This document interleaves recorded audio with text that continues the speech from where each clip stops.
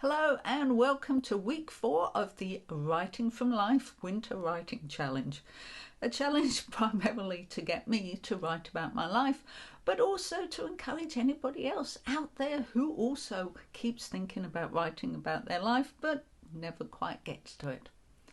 So, if that sounds like your kind of thing, of course, please remember to subscribe so that YouTube will kindly remind you of every video in the challenge as soon as it's put up. The question, of course, on this rather dark and damp Tassie day is, how did you get on with last week's prompts and projects? Did you manage to sort out some photos that inspired you to write about them? Did they bring up any memories that hadn't quite surfaced? Did they make you think about things you hadn't thought you were going to write about, but in fact did have something to say about? I hope they did. I hope you managed to find something. As to how I've got on with my challenges for this week, well, you'll have to wait till the end of this video to find out, but I will tell you how things are progressing. I was thinking though, while sorting through my photos looking for a topic to write about for last week's project, how things have changed, not only about all the things I talked about last week with regards to photos, but also the fact that with so many digital photos, or the option of photographing photos to make them digital, it's so much easier to put the photo on the page when you're writing the story, thereby adding more depth to what you're writing about and filling in the gaps for anybody who's looking at it and asking extra questions like, what did you look like? What kind of clothes did you wear? Who were you with? Where did it happen? After all, over 40% of us are primarily visual, so to have the added benefit of putting a photo alongside the story of your life is not a bad thing.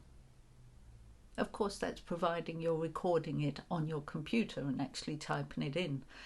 If you're not, if you're writing by hand, there's nothing to say that you can't actually put a copy of the photo in a scrapbook or photo album and simply paste the story that goes along with the photo next to it, so that it becomes more of a scrapbook or a memory book, which is also a lovely way to go. You have the benefit of the stories and the photos and the ability just to flick through the pages and reminisce, something that isn't quite as easy unless you choose to print up the stories that you're typing in your computer.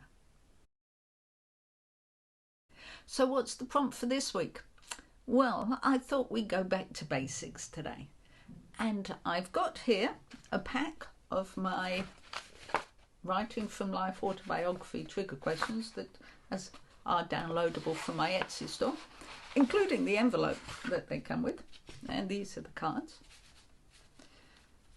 I had planned on them being coloured, but they came out black and white at the printer I went to, and thankfully I'd actually taken in on coloured paper. I had 3 sheets of paper, 3 sheets of card, and I took blue, yellow and pink, and and green, obviously took 4 shades.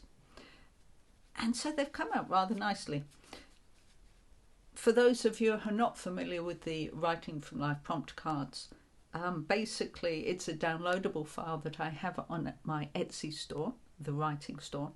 I'll put a link in the description, and you print them out, you download the file, you print them out and you cut them up, and then you end up with all these groovy cards with, I believe, 57 different prompts that you can write about. So I am going to take these and pick one. I shall pick this one, which is, and this is your writing prompt for the week. What was your first job and what do you remember about it? Well, there you go. So what was your first job? Do you remember it? I'm thinking back now and I'm trying to remember what my first job was. I'm pretty sure that my first job was whilst I was still at school. I know I helped out on a paper round, but that wasn't my job. I believe my first job was helping out in a craft store at the end of my street. I was still at school, I'm pretty sure about that. Other than that, what was your first job? that you actually took on a standard 9 to 5 full-time kind of work? Where was it? What did you do? What was the role? How did you get the job? How did you feel about going to work? Did you feel all adult and mature, or did you hate going? Did you enjoy getting the money? Did you enjoy just going along and mixing with people? Did you not like the people you were mixing with? Which bits did you find challenging? Which bits did you enjoy? What did you do with the money you earned? There's so many aspects.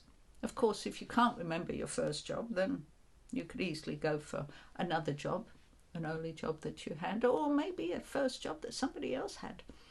Or maybe your first job could be a chore you were given at home.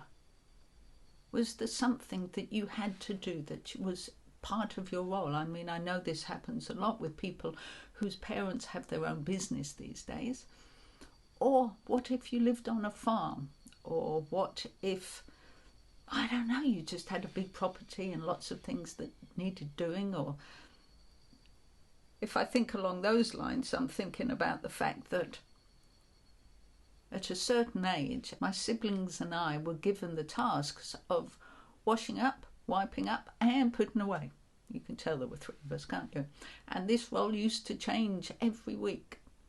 Washing up, wiping up, washing up, drying up, and putting away. There you go. That's what that was. I'm not sure that I'm going to write about that, or my first job, or maybe the one at the craft store. My memories aren't particularly clear on those things, but I'm sure I'll come up with something. So hopefully you will too. Of course, if you'd like another writing prompt, there is the regular writing prompt that comes out on this channel on Tuesday at 10 o'clock Tassie time. As you may remember, in last week's video, I did set myself a challenge of cracking over 30 written anecdotes in my book. And I'm delighted to say I cracked 30. I have 31. So my goal for next week is to have another 10 written and reach 40. Ideally 45 would be pretty cool because it's a nice round number, more round than 41. But that is the plan, to have at least 10 more prompts written, 10 more anecdotes written. And for those of you who are asking how many stories I've written, I have 10 stories written towards my life story. I would have liked there to have been more, but this week has been full of distractions, good and bad. So I'm happy that I've just managed to write 1. And of course the 10 anecdotes. But what I'd really like to know is how many have you written? Why not share how many stories and anecdotes you've written in the comments below? Why not keep a tally?